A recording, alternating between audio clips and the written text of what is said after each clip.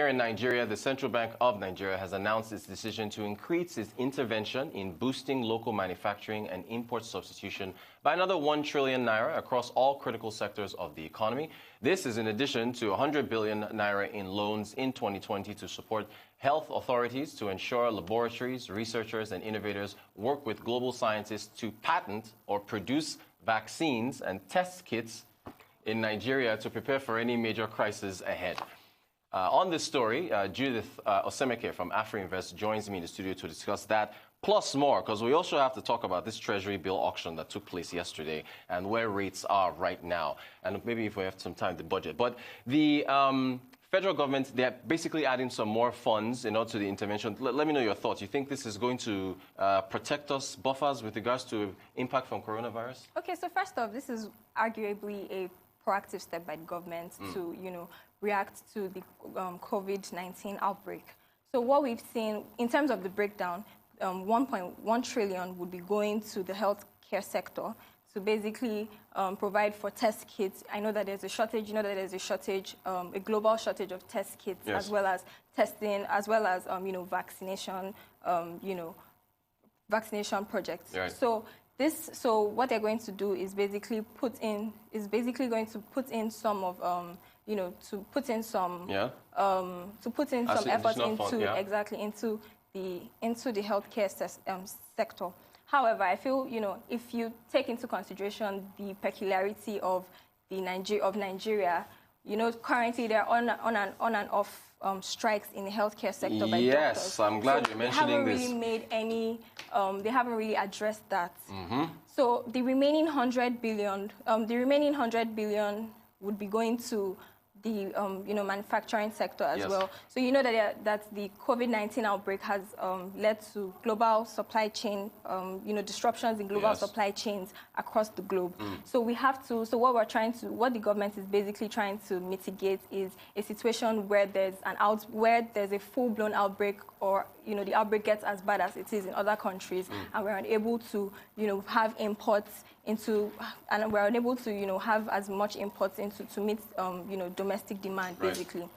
Yes. And the thing is, initially, some quarters of the business community were saying, well, we're not as bad as knock on wood, Iran, Italy, all these other countries that are facing this. So what is this for? But now we are slowly. We're still in single digits. I believe we only have 7 cases so far. The Commissioner of Health of Lagos State has been giving us round-the-clock updates, as well as the Minister of Health as well. So with it's good to be prepared, because we're slowly seeing an uptick in the number of cases. But I do want to get your thoughts on this, though, with regards to what I just read out to our audience. The capacity for us to develop testing kits and also vaccines. I don't know. But of course, they also have to make preparations. If a case rises in a day, in less than 24 hours, by 5 people, what you would expect is that this disease is actually out there. So to prevent situations, other countries that have taken it less seriously, like the US, for example, the president on record went making comments about how it's the same, it's similar to a normal flu. Right. And then you've seen a spike of about more than 1,000 in a day. So I think this is a proactive measure. However, there's still peculiarities in the Nigerian space that we need to specify on. But I know that this intervention fund, more light will be shed on, as they're having a meeting on Saturday, where the modalities of how it would exactly be broken down broken down. Fantastic. We need an intervention fund. T-bills. I need an intervention that's going to push rates upwards. Judith, we had an NTB auction yesterday. Yes. And my goodness, what? 2%, a 91-day, about 4.6% for the 364. But the subscriptions, there's still an oversubscription for each tenor, yes. Right? It was still quite high. So, what's your interpretation of what this says for the environment? So basically, what we've seen is that So, yesterday's auction was the second consecutive week of, primary market auctions in the T-bill space. So what I believe the CBN is trying to do is to curtail liquidity. I know liquidity, we're expecting another 300 billion to hit the system today. So that's in addition to yesterday's liquidity levels at about 256 billion in the positive. Takes liquidity quite high. Right. So what the CBN is trying to do is just, have a hold on the high system liquidity in the market. As of yesterday, what we'll typically see when there's a primary market auction is that investors will just, wait at the sidelines to see where exactly, to be able to place their bids for the primary market auction. Okay. But owing to the fact that, there were a lot of lost bids in last week's auction, investors decided, we've seen bullish activities in the secondary markets as well. So what we can expect to see throughout the week going forward is that, there's going to be more activity in Treasury bills market segment. So the total, we saw demand level or the bid to cover ratio, which, informs demand level at 2.7 times, as opposed to last week, which is pretty consistent with what we had last week at 2.8 times. Total subscription for this auction was at 128 billion over the total offer of 47.5 billion. So we've seen that investors are actually still, going ahead looking for ways to put in their lost bids in Treasury bill space regardless. Regardless, exactly. Yes. They don't want to go into equities. I mean, so to be fair, in the equities markets, we've seen pockets of, buying interest where like investors are yesterday was pretty yesterday positive, was good. yeah. Yes, and where investors are really taking advantage of some of these attractively priced stocks when you consider their long-term investment horizons, as well as dividend yields, and the normal band with which some of these stocks would trade along. Investors would have been saying that, okay, this might actually be a good deal, especially when they have long-term investment horizon at the back of their minds, basically. So, yeah. Inflation is at 12.2, right? Yes. Now, I really need for you to speak to this. It doesn't look like, as far as the fixed income space is concerned, and when we talk about real return, although I had an economist on earlier this week who challenged this notion of real return, and I think we need to gather a few economists on this show and have a debate, because it was a fascinating argument. However, sticking with conventional wisdom about how an uptick in inflation and a downtrend in rates essentially gives you a negative real return.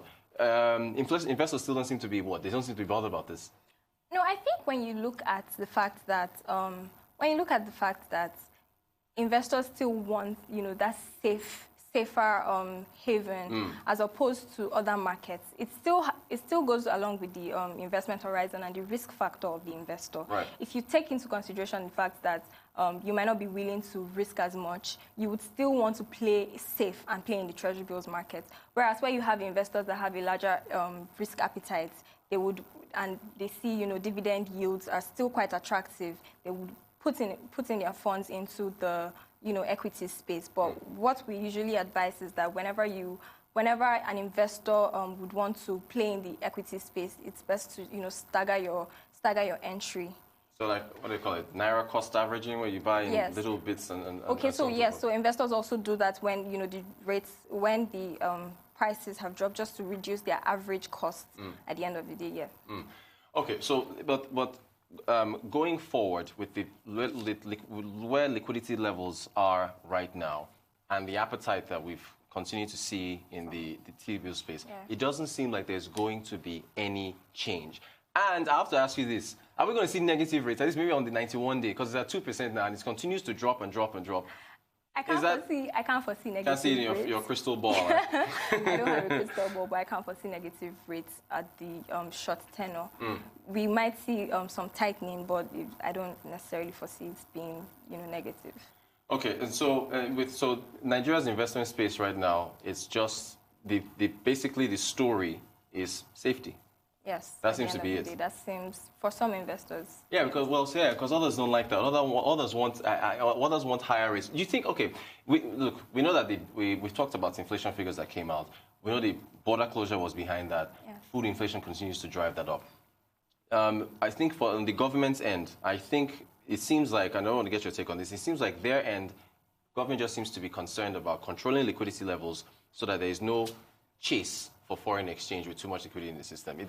They don't seem to be too concerned with, investors being able to maximize greater returns in the market space. How do you see it? Because that's based on how liquidity levels have been and then mopping them back up, and of course the OMO exclusion. That seems to be... That's an arguable take you have. That's what it looks like. That's what it looks like. It doesn't look like, what do you think? Yeah, I think what we're going to see is that the CBN will continue down its path. We haven't seen any signs of, them changing their strategy, in that regard. So okay. I believe that, it's probably going to last for, a couple of months. Okay, on the other end now, just quickly touch on the budget revisals that we've seen. Okay. I understand that, of course, the Minister of Finance did announce that there were going to be some changes made. I believe the benchmark has been taken down from $57 per barrel to $30 per barrel. There's also been some cuts in capital expenditure and recurrent. What does this mean for the real? I think we've got about a minute or two. What does this mean for the revenue picture? Because it just makes things seem more dire for the federal government now that they have to cut things down going forward. Yes, so like you mentioned, recurrent expenditure would also be cut down. We saw the budget has been cut down by 1 trillion. Okay. Yes, by 1 trillion. So it's around in the 9 trillion levels right now. At the end of the day, 1.5 actually, I think it's 1.5. 1.5. I believe it's 1.5. Yes. Yeah. Okay. 1.5 trillion. Yeah. And at the end of the day, we still have to see cuts on our expenditure, recurrent expenditure. We don't know if that is.